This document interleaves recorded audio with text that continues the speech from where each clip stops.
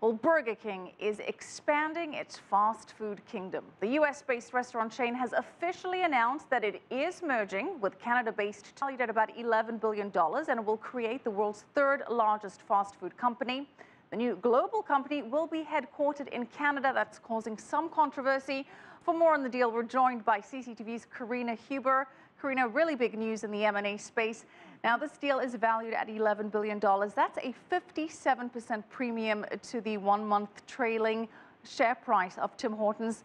Some people saying could be overvalued, but what's the real meat here? Right. Well, it does seem like a hefty price when you think about it. More than $11 billion for a company that is known essentially for donuts and coffee, and it isn't well known outside of Canada. But some of the analysts I spoke to said there is some value in this acquisition in that there's some tax advantages, and it will also hopefully help Burger King gain some advantages in getting your business earlier in the morning. So it seems like the burger and the coffee wars are on. It's a whopper of a deal. Once completed, the combined company of Burger King and Tim Hortons will operate 18,000 restaurants in roughly 100 countries and take in about $23 billion in revenue per year. That will make it the world's third largest fast food chain, behind only McDonald's and Yum Brands, which owns KFC, Taco Bell, and Pizza Hut. They're buying an established brand with a very, very loyal customer base, especially in Canada. Scott Rothbort is a professor of finance at Seton Hall University. He says Burger King is buying the coffee and donut chain mainly to grow its breakfast business. He says it may have paid a high price for Tim Hortons, but it had few options to grow in the breakfast market.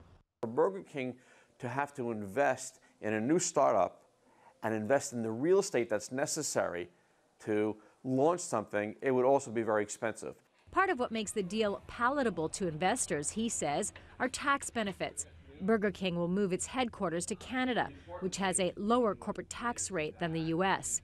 It's just the latest company to engage in a controversial tax inversion, a loophole that permits U.S. companies to relocate and have their foreign earnings taxed at a lower rate.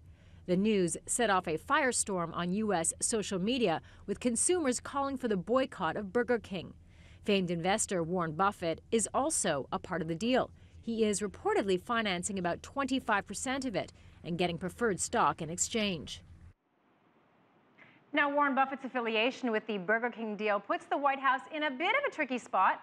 President Barack Obama has been very vocal about inversions lately, calling them an unpatriotic loophole. But at the same time, Obama has often praised Buffett for his stance on taxes, most notably when he said millionaires should pay their fair share. So it'll be interesting to see what happens to that relationship, Michelle. Well, as you say, inversion, a really big factor here. As you said in your report, that's when a U.S. company establishes headquarters overseas to avoid paying U.S. taxes. On the corporate earnings, the foreign earnings, that on is, their yeah. foreign earnings. So if you break it down, how much of a benefit is the tax inversion really to Burger King? Well, it's hard to tell at this point, but what we're hearing from the executive chairman of the company, they're saying that the inversion, the tax sort of issue was not really what this deal was about. The CEO also said that the tax savings will not be substantial. And they pointed out that the effective tax rate of both Tim Hortons in Canada and Burger King here in the U.S. is about the same at about 27%. So they're saying they're really not going to see much of a difference. However, some analysts are pointing out that the tax laws are very different in Canada. So with the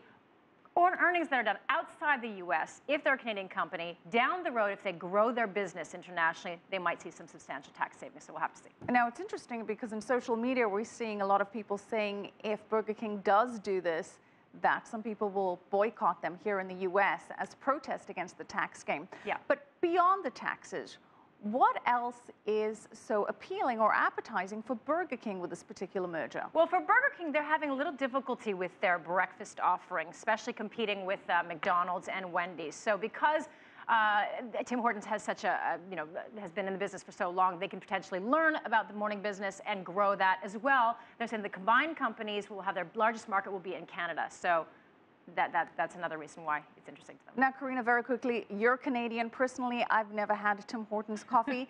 They say that 8 out of 10 cups of coffee in Canada are Tim Hortons. Is it that good? Is it that good? You know, Michelle, I have to say, I've been living in the States for a long time, and at this point, I'm a bit of a Starbucks fan, but I will say that because I'm Canadian, I feel like I have to say it's good. But to be honest, I don't see that much of a difference. All right, and of course, that's part of Tim Hortons' appeal to try and get a bigger share of that U.S. market and compete with the likes of Starbucks. All right, thanks so much, Karina Huber.